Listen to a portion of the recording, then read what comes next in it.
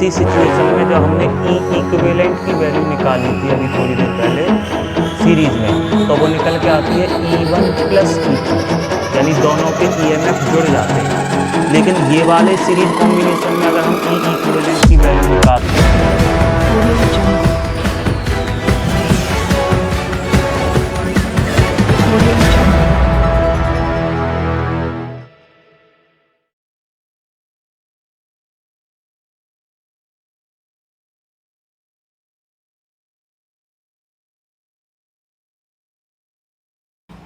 Good morning once again. ई physics पर आप सबका एक बार फिर स्वागत है।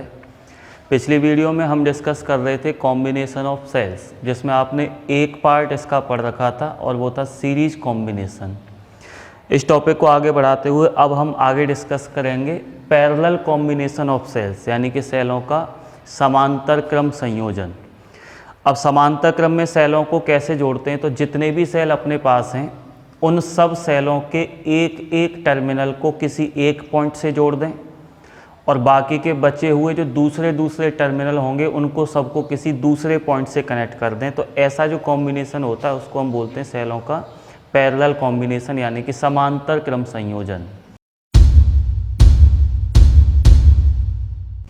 हम यहाँ दो सेलों को एग्जाम्पल के तौर पर लेके चल रहे हैं। अपने पास में ये दो सेल हैं, इनमें से ये वाले सेल का ईएमएफ हमने माना हुआ है E1 और इसका इंटरनल रेजिस्टेंस माना हुआ है R1।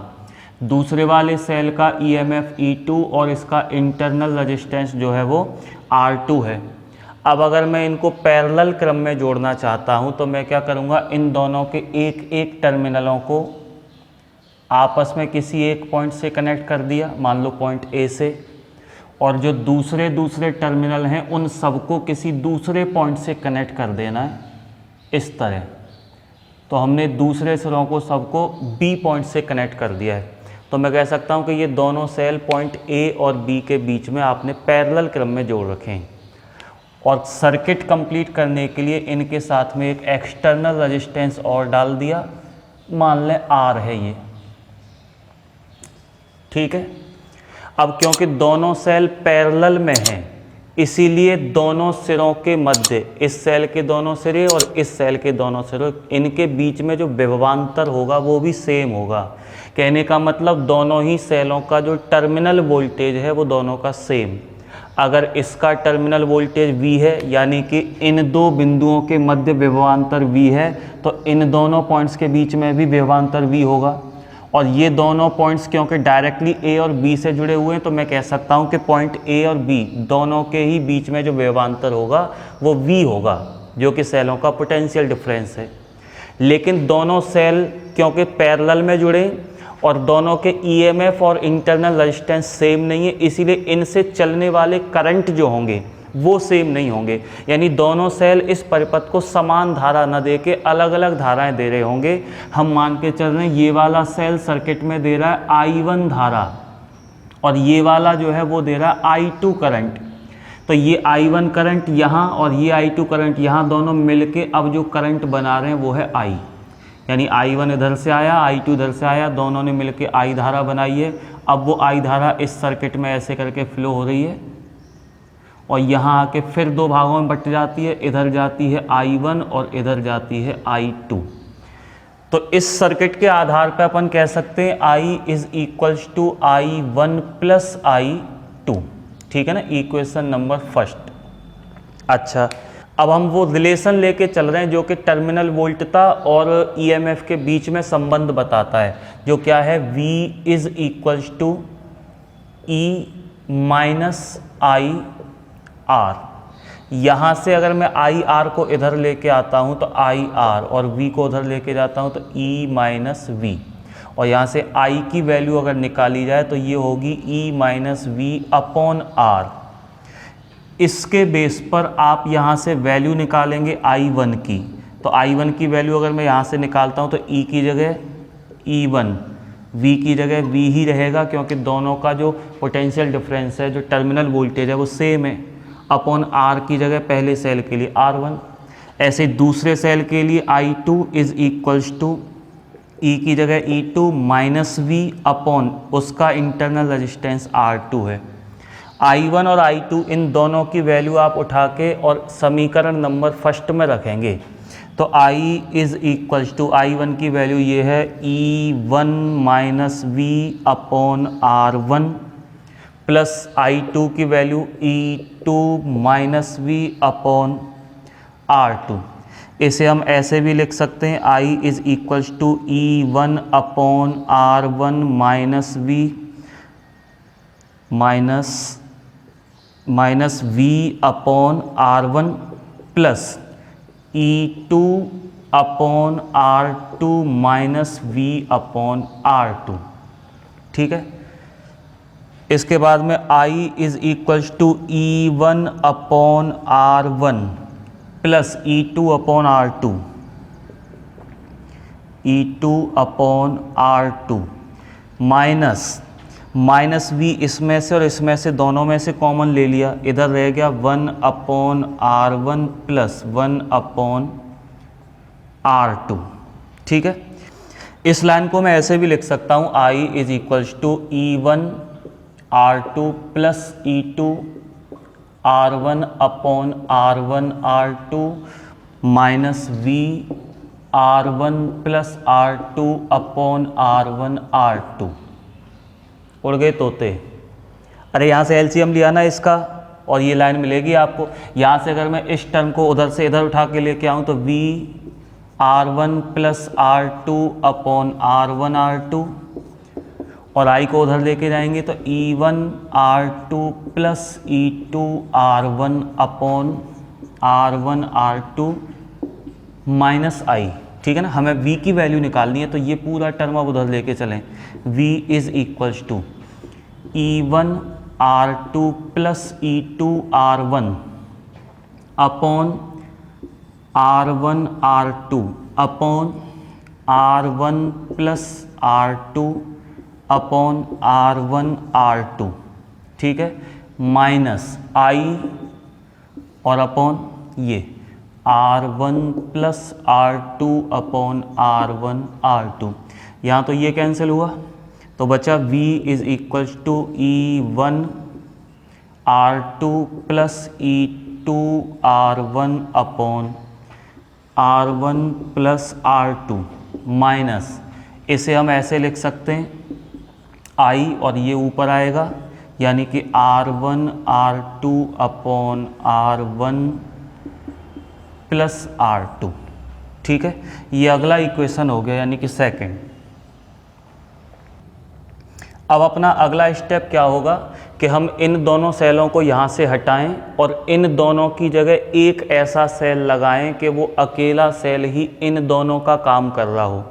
अब ये दोनों सेल क्या काम कर रहे हैं कि ये दोनों सेलों को जब हमने पैरेलल जोड़ा है तो ये इस प्रतिरोध R से होकर I धारा प्रवाहित कर रहे हैं दोनों मिलके, और वो अकेला सेल भी अगर इस रेजिस्टेंस से होकर I करंट फ्लो करता है तो मैं कह सकता हूँ कि वो अकेला इन दोनों के इक्विवेलेंट है, यानी कि तुल्य है। तो मान लो ये है वो सेल जो इन दोनों का काम अकेले कर रहा है, ये इसका आंतरिक प्रतिरोध है। ठीक है, हम ऐसा मान के चल रहे हैं कि इस सेल का जो विद्युत वाहक बल है, जो EMF है, वो है E इक्विवेलेंट और आंतरिक प्रतिरोध R इक्विवेलेंट है। ठीक है ना, ये पॉइंट A और B हो गए जिनके बीच में ये दोनों लगे हुए थे, और इनके साथ में हमने वही रेजिस्टेंस लगा रखा है जो अभी लगा हुआ था, यानी कि कैपिटल R। क्योंकि ये इक्विवेलेंट है तो अभी भी करंट सर्किट में उतना ही फ्लो हो रहा होगा जितना कि अभी पहले हो रहा था, तो I और I। अब इस वाले सर्किट के लिए हम ये वाला लॉ फिर से लगाएंगे, यानी कि ये रिलेशन अप्लाई करते हैं उस वाले सर्किट में V is equals to E minus IR। तो उस वाले सर्किट के लिए V की वैल्यू क्या आएगी, E की जगह उसका जो EMF है वो है E इक्विवेलेंट। टर्मिनल वोल्टेज तो उतना ही रहेगा क्योंकि तब भी R के सिरों पर उतना था V, और अभी भी उतना ही रहेगा, इक्विवेलेंट सेल है इसलिए।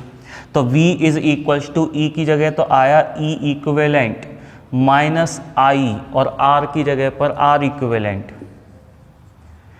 ये आया थर्ड इक्वेशन। अब सेकंड और थर्ड को आपस में कंपेयर कर दें तो यहाँ पर I का कोफिशिएंट ये है, यहाँ पर I का कोफिशिएंट ये है। ठीक है ना, यहाँ इक्विवेलेंट E इक्विवेलेंट इतना है और यहाँ पर उसकी जगह जो है वो ये वैल्यू है, तो अपन कंपेयर करके ये लिख सकते हैं E equivalent is equals to E1 R2 plus E2 R1 upon R1 plus R2। ये तो हो गई तुल्य EMF की वैल्यू। ऐसे ही अगर मैं तुल्य आंतरिक प्रतिरोध निकालूं तो R इक्विवेलेंट बराबर R1 plus R2 R1 into R2 upon R1 plus R2। ठीक है ना। ये दो सेलों को जब हमने पैरेलल क्रम में जोड़ा हुआ है तो ये आया टोटल उनका आंतरिक प्रतिरोध कितना होगा, ये उसका तुल्य EMF की वैल्यू आ गई है। इसको अपन थोड़ा और चेंज करके लिख सकते हैं। R इक्विवेलेंट को इस तरह से जो लिखा हुआ है हम इसको ऐसे भी लिख सकते हैं। अगर मैं इसको उल्टा करूं यानी कि 1 upon R equivalent is equals to R1 plus R2 upon R1 R2, और हम इसको ऐसे भी लिख सकते हैं R equivalent is equals to, इसको मतलब इसको अगर हम डिवाइड करें R1 R2 से तो ये होगा 1 upon R2 plus 1 upon R1, यानी कि 1 upon R equivalent is equals to 1 upon R1 plus 1 upon R2। तो ज़्यादा बेटर होगा कि अगर आपने सेलों को पैरेलल कॉम्बिनेशन में जोड़ा हुआ है तो उनका इक्विवेलेंट रेजिस्टेंस निकालने के लिए आप इस फॉर्मूले का यूज करें बजाय इस फॉर्मूले के। क्योंकि अगर दो से ज़्यादा सेल हुए, जैसे अगर 3 सेल हैं, तो हम उनका इक्विवेलेंट रेजिस्टेंस निकालने के लिए यहाँ पर एक टर्म और बढ़ा सकते हैं 1 अपॉन R3, 1 अपॉन R4 अगर चौथा रेजिस्टेंस होगा तो। लेकिन अगर इस फॉर्मूले से हम 3 सेलों का इक्विवेलेंट रेजिस्टेंस निकालने की कोशिश करेंगे तो हो सकता है कन्फ्यूजन में गलत कर दें, क्योंकि इसके अकॉर्डिंग अगर मैं 3 सेलों का लिखना चाहूँ तो हो सकता है जल्दबाजी में अपन लिख बैठे हैं R1 into R2 into R3 upon R1 plus R2 plus R3, जो कि गलत है। आप इसको सॉल्व करके देख सकते हैं, ये आंसर आपको नहीं मिलने वाला है। तो अच्छा होगा आप इस फॉर्मूले को याद रखें जब भी इक्विवेलेंट रेजिस्टेंस निकालना हो पैरेलल कॉम्बिनेशन में। ऐसे ही अगर 3 सेल होंगे तो 3 सेलों के लिए भी फॉर्मूला इस रूप में न रह के बल्कि चेंज होगा, क्योंकि अगर 3 सेलों का हम यूज करते हैं तो यहाँ पर आपको एक टर्म और एक्स्ट्रा मिलेगा, जैसे E1 upon R1 plus E2 upon R2, और तीसरे सेल के लिए एक और टर्म आएगा E3 अपॉन R3। और उनको सॉल्व करके जब आप इक्विवेलेंट EMF निकालेंगे तो वो आपको कुछ इस तरह से मिलने वाला है, E1 R2 R3 plus E2 R1 R3 plus E3 R1 R2 upon R1 R2 plus R2 R3 plus R3 R1। ठीक है ना। ये आपको तब मिलेगा जब आप 3 सेलों का यूज कर रहे हैं। अगर हम 4 सेलों का यूज करते हैं तो यही टर्म और आगे बढ़ते चले जाएंगे, फॉर्मूला थोड़ा और एक्सपेंड होता जाएगा। हालांकि इन चीज़ों की कोई रिक्वायरमेंट नहीं है, तो हमारे मतलब के ये 2 बेसिक फार्मूले हैं जिनको हम अलग नोट कर लेते हैं, बाकी सबको इरेज करते हैं। तो अगर हमने 2 सेलों को पैरेलल में कनेक्ट कर रखा है तो ऐसी स्थिति में उनका जो इक्विवेलेंट EMF है वो इस फॉर्मूले से निकालेंगे, इक्विवेलेंट इंटरनल रेजिस्टेंस जो होगा वो इस फॉर्मूले से निकालेंगे। ठीक है ना। और ये है वो इक्वेशन 3 जो अभी डेरिवेशन में हमें एक जगह मिली थी, इसकी आवश्यकता आगे पढ़ने वाली है। क्योंकि प्रतिरोध R से होकर I करंट फ्लो हो रहा है तो मैं ओम्स लॉ से इसके सिरों पर जो विभवांतर है V, उसकी वैल्यू अगर निकालूं तो वो होगी V is equals to IR। ये V की वैल्यू उठा के यहाँ से यहाँ पर रख लें, IR is equals to E equivalent minus IR equivalent. उधर से इसको इधर लेके आएंगे तो IR plus IR equivalent is equals to E equivalent. I common ले रखा है, R plus R equivalent is equals to E equivalent. यहाँ से आप I की वैल्यू कैलकुलेट कर सकते हैं, तो ये होगी E equivalent upon R plus R equivalent. ये वाले फॉर्मूले से अपन करंट कैलकुलेट कर सकते हैं कि जब हमने सेलों को कंबाइन कर रखा है पैरेलल क्रम में तो ऐसी स्थिति में सर्किट में कितना करंट फ्लो हो रहा होगा।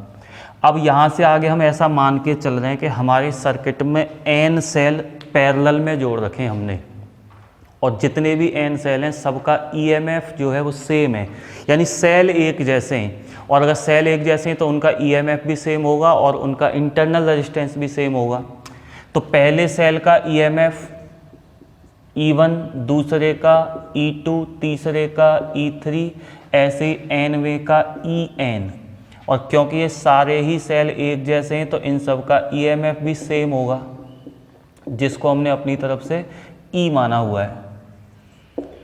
ऐसे ही उनका इंटरनल रेजिस्टेंस भी सबका सेम रहेगा, तो R1 पहले का, दूसरे का R2, तीसरे का R3, सब जो इंटरनल रेजिस्टेंस हैं वो भी सेम होंगे और उनको हमने अपनी तरफ से R माना हुआ है। तो ऐसी स्थिति में अब सेलों का इक्विवेलेंट EMF कितना होगा n सेलों का, और इक्विवेलेंट रेजिस्टेंस कितना निकल के आएगा वो अपन यहाँ से कैलकुलेट कर सकते हैं। सपोज करो सबका ही EMF अगर E है तो अपन यहाँ से अगर कैलकुलेट करें इक्विवेलेंट विद्युत वाहक बल, E सब जगह E आता जाएगा, ठीक है। और R2 R1 ये जो आ रहे थे इन सब की जगह पर आप R लिखते चले जाएंगे, तो E इंटू R पहले के लिए, दूसरे के लिए E इंटू R, ऐसे ही n तक जाना है, n सेल हैं तो E इंटू R, ये पद आगे चलते जाएंगे n टर्म्स तक, अपॉन R1 प्लस R2, क्योंकि n सेल हैं तो प्लस R3 R4 ऐसे आने वाला था, लेकिन सबका इंटरनल रेजिस्टेंस सेम है तो अपॉन R1 की जगह R, R2 की जगह R, ऐसे ही चलते जाएंगे ये R कहाँ तक, n टर्म्स तक। हालांकि ये जो हम कर रहे हैं कायदे से ये सही नहीं है, क्योंकि जितने ज़्यादा सेल बढ़ते जाएंगे उतने ज़्यादा ये टर्म्स भी बढ़ते जाएंगे। जैसे अभी एक जगह बात करी थी E1 R2 R3 इस तरह से आने वाला है, लेकिन उससे कोई ख़ास फ़र्क नहीं पड़ेगा, आंसर अपना वही आने वाला है, केवल एक समझने वाली बात है। तो ऐसी स्थिति में E इक्विवेलेंट की वैल्यू क्या बनती है, यहाँ से ये ER n टाइम्स जब हम इनको जोड़ेंगे तो ये होगा NER अपॉन ये R, यहाँ पर ये कितना हो जाएगा R प्लस R, n बार जब इनको जोड़ेंगे तो ये हो जाएगा NR, तो n से n कैंसिल, R से R कैंसिल, और E इक्विवेलेंट की वैल्यू हो गई कितनी E, यानी n एक जैसे सेलों को जब हम पैरेलल में जोड़ेंगे तो उन सब का EMF जो आएगा इक्विवेलेंट रूप से वो सेम रहेगा E। उसके बाद में अब इस फॉर्मूले से निकालते हैं इक्विवेलेंट रेजिस्टेंस सबका, तो 1/R equivalent is equals to 1/R, सबका ही इंटरनल रेजिस्टेंस सेम है, प्लस 1/R प्लस 1/R, कहाँ तक, n टर्म्स तक। अब इन सब को अगर जोड़ें तो R equivalent 1/R plus 1/R plus 1/R, ऐसा करते करते n बार जोड़ना है तो ये हो जाएगा n/R, ठीक है। यहाँ से आप R इक्विवेलेंट की वैल्यू अगर निकालोगे पलट के तो ये हो जाएगा R/n। ये हमें इक्विवेलेंट इंटरनल रेजिस्टेंस मिल गया अगर हम n एक जैसे सेलों को समांतर क्रम में जोड़ रहे हैं किसी प्रतिरोध के साथ में। तो टोटल उनका जो इंटरनल रेजिस्टेंस होगा वो इतना होगा और जो EMF होगा वो इतना होगा। तो अब अगर मैं इन दोनों वैल्यू को E इक्विवेलेंट की वैल्यू और R इक्विवेलेंट की वैल्यू को इस फॉर्मूले में रख दूँ तो हमें करंट की वैल्यू क्या मिलेगी, I is equals to E equivalent की जगह पर E upon R capital plus R equivalent की जगह पर R/n। ये हो गई यहाँ पर करंट I की वैल्यू। अब यहाँ से आगे फिर से वही दो केस अप्लाई करते हैं जो आपने सीरीज कॉम्बिनेशन में लगाए हुए थे, कि अगर हमने जो सेल यूज कर रखे हैं उन सब का इंटरनल रेजिस्टेंस एक्सटर्नल रेजिस्टेंस की तुलना में बहुत छोटा है तो करंट पे क्या इफेक्ट पड़ेगा, और अगर बहुत बड़ा है तो करंट पे क्या इफेक्ट पड़ेगा।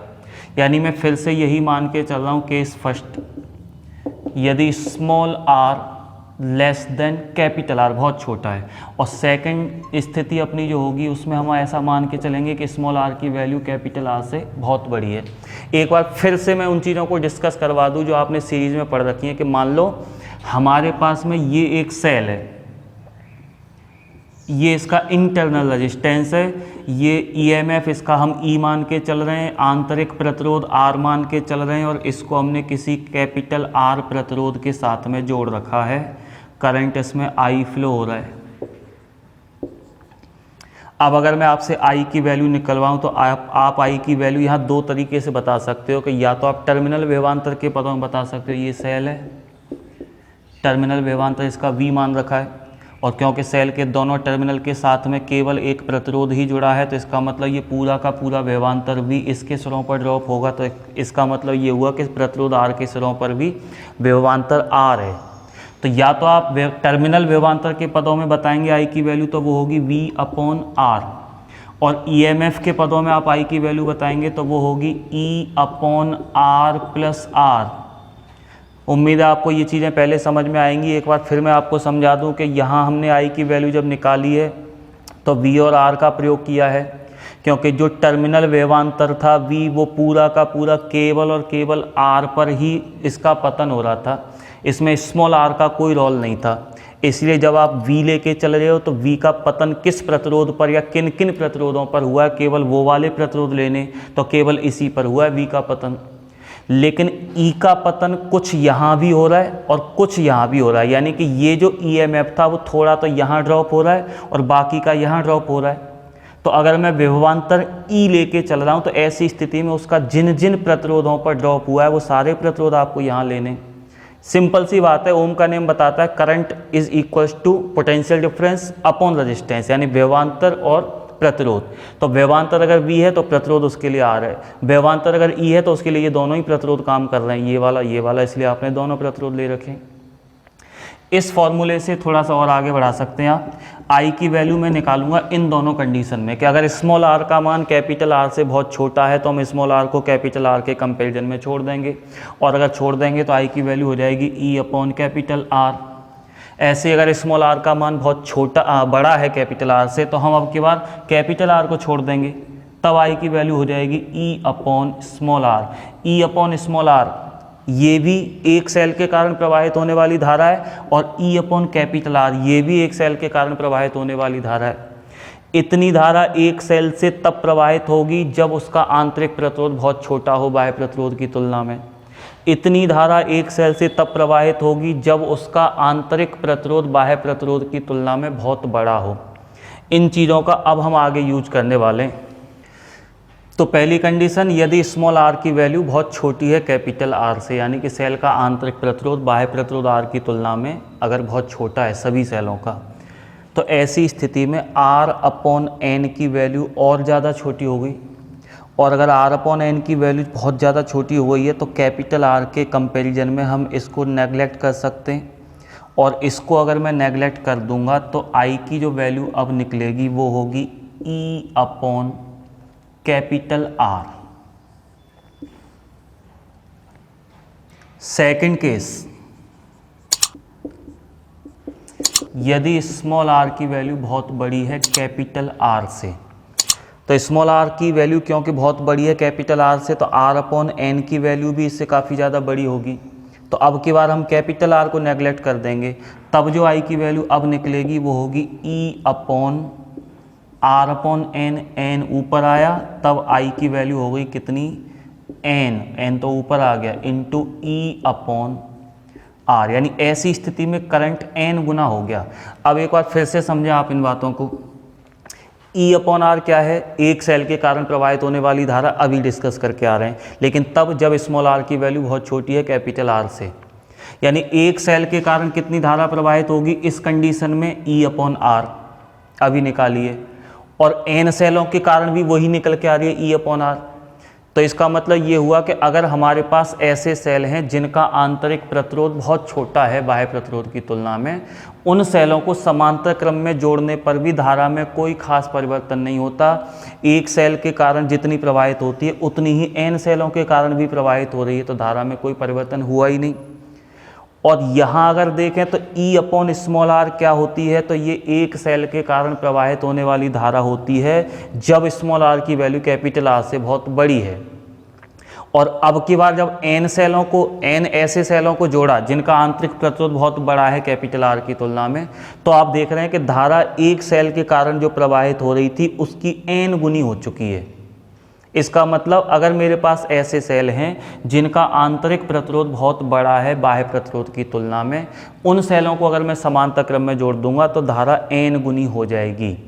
जितनी एक सेल के कारण प्रवाहित होती है उसकी n गुनी धारा हो जाएगी। तो सीरीज और पैरेलल कॉम्बिनेशन से हमें फाइनली जो रिजल्ट निकल के मिल रहे हैं उनको एक बार मैं तुम्हें फिर से समझा देता हूँ। जैसे स्मॉल r की वैल्यू बहुत छोटी कैपिटल R से पहली स्थिति, स्मॉल r की वैल्यू बहुत बड़ी कैपिटल R से ये दूसरी स्थिति।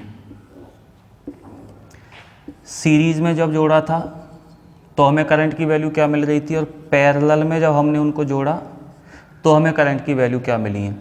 जब स्मॉल r का मान बहुत छोटा था कैपिटल R से, तो श्रेणी क्रम संयोजन में सेलों को जब हमने सीरीज में जोड़ा था उस समय I की वैल्यू कितनी आई थी, N E upon capital R, ठीक है। और इस कंडीशन में सीरीज में क्या वैल्यू आई थी I की, वो थी E अपॉन स्मॉल r। इस पैरेलल में ये बातें अपोजिट, ठीक है ना। इस वाली सिचुएशन में I की वैल्यू आ रही थी E अपॉन कैपिटल R, और यहाँ आ रही है I की वैल्यू E अपॉन एन गुनी E अपॉन स्मॉल r।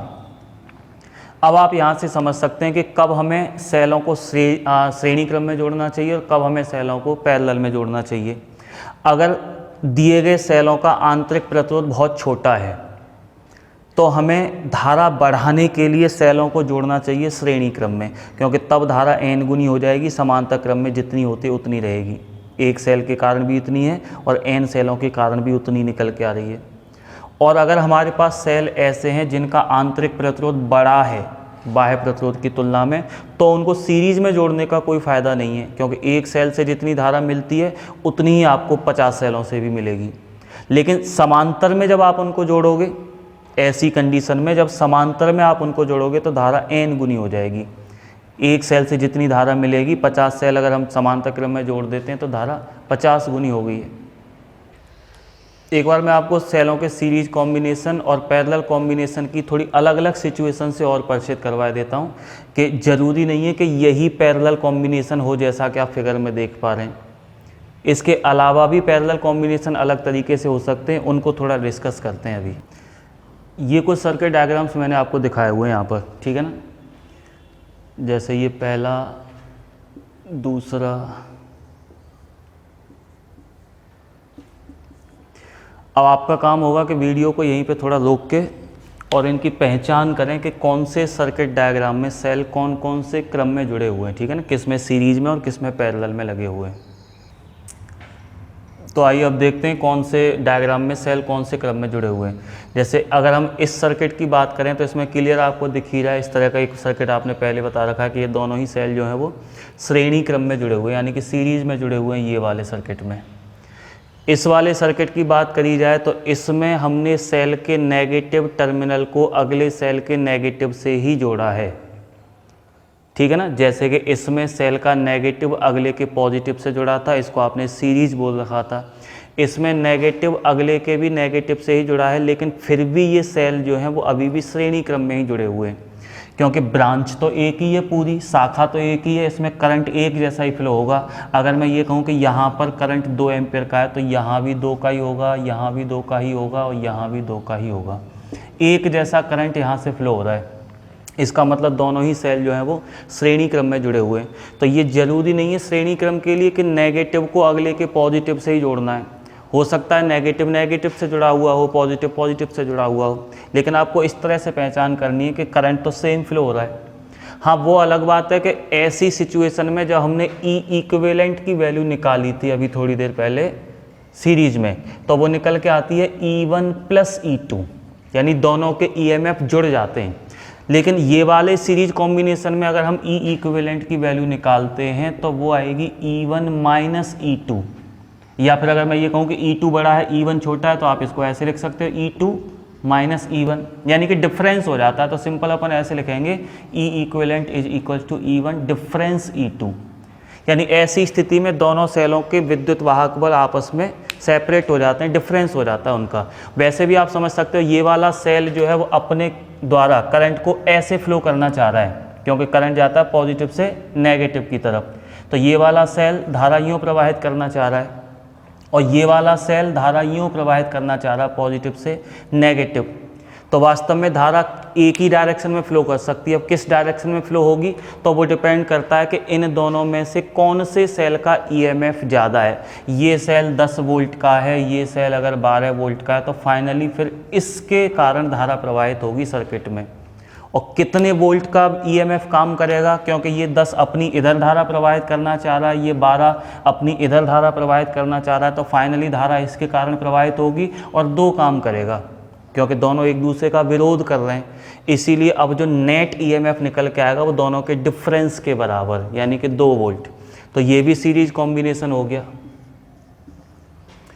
इसके बाद इस पे बात करें तो ये तो बिल्कुल वही है जो अपन अभी डिस्कस करके आ रहे हैं कि दोनों के एक एक टर्मिनल एक पॉइंट पे, दूसरे टर्मिनल एक पॉइंट पे जुड़े हुए हैं, तो ये पैरेलल कॉम्बिनेशन हो गया। इसमें भी आपने इक्विवेलेंट निकाला हुआ था, इसमें भी आपने E इक्विवेलेंट निकाला था, तो वो कितना आया था, E equivalent is equals to E1 R2 plus E2 R1 upon R1 plus R2। अब ज़रा इस वाले फिगर पे आ जाते हैं। इसमें क्या है कि इसमें भी दोनों सेलों के एक एक टर्मिनल इस पॉइंट से जुड़े हैं और दूसरे टर्मिनल इस पॉइंट से जुड़े हुए हैं।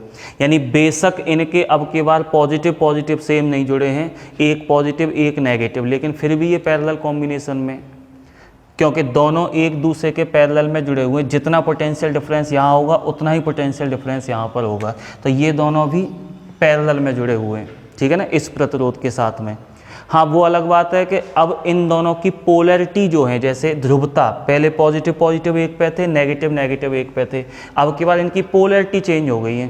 तो जब हम E इक्विवेलेंट की वैल्यू निकालेंगे तो ये चेंज होकर कुछ इस तरह से आएगी, E1 R2 minus E2 R1 upon R1 plus R2, ठीक है ना, इसमें कोई माइनस नहीं है। हाँ, ऐसा हो सकता है कि अगर E2 वाली वैल्यू बड़ी है तो E2 R1 माइनस, यानी कि वो डिफरेंस वाली स्थिति यहाँ भी बन जाएगी। ऐसे ही अगर हम इस वाले सर्किट पे आ जाएं तो यहाँ आप देखेंगे कि ये वाला सेल, ये प्रतिरोध, ये वाला सेल और ये प्रतिरोध सब एक ही ब्रांच में जुड़े हुए हैं। इसमें 2 अलग अलग ब्रांच थी, एक ये और एक ये सब एक ही शाखा में जुड़े हुए हैं। इसका मतलब ये भी सीरीज कॉम्बिनेशन है। अच्छा, दूसरी बात आपको ये और ध्यान में रखनी है कि जैसे अभी हमने यहाँ पर बात करी थी कि इस वाले सर्किट में इक्विवेलेंट दोनों के टोटल के बराबर था, इस वाले सर्किट में E इक्विवेलेंट की वैल्यू दोनों ईएमएफ के डिफरेंस के बराबर थी। लेकिन प्रतिरोध जब निकालेंगे, इक्विवेलेंट रेजिस्टेंस जब हम निकालेंगे, तो यहाँ पर कितना आया था, R equivalent is equal to R1 plus R2 series में आता है। अगर यहाँ मैं बात करूँ, यहाँ कितना आएगा, तो यहाँ भी उतना ही आएगा, R1 प्लस R2। यहाँ आप ऐसा नहीं कह सकते हो कि यहाँ R1 डिफरेंस R2 कर दो इसकी तरह, क्योंकि प्रतिरोध तो प्रतिरोध है, अवरोध है वो तो इधर से करंट फ्लो होगा तब भी अवरोध उतना ही उत्पन्न होगा, उधर से फ्लो होगा तब भी अवरोध उत्पन्न उतना ही होगा। इसमें कोई वेरिएशन नहीं है, ठीक है ना। अवरोध तो दोनों तरफ से सेम लगना है। तो करंट चाहे इसके कारण यूँ प्रवाहित हो या इसके कारण यूँ प्रवाहित हो, दोनों सेल जितना अवरोध पहले उत्पन्न कर रहे थे अभी भी उतना ही करेंगे। इसीलिए प्रतिरोध जितना ऐसी सिचुएशन में आना था उतना ही इस वाली सिचुएशन में भी आएगा। तो इस तरह की आपको बहुत सारे अलग अलग सिचुएशंस मिल सकती हैं। आपको पहचानने का तरीका आना चाहिए कि एक ही ब्रांच में सारे सेल जुड़े हुए हैं तो सीरीज कॉम्बिनेशन हो गया, और अगर इस तरह की सिचुएशन बनती हैं कि अलग अलग ब्रांच में सेल जुड़े हुए हैं किसी रेजिस्टेंस के साथ में, तो वो पैरेलल कॉम्बिनेशन होगा।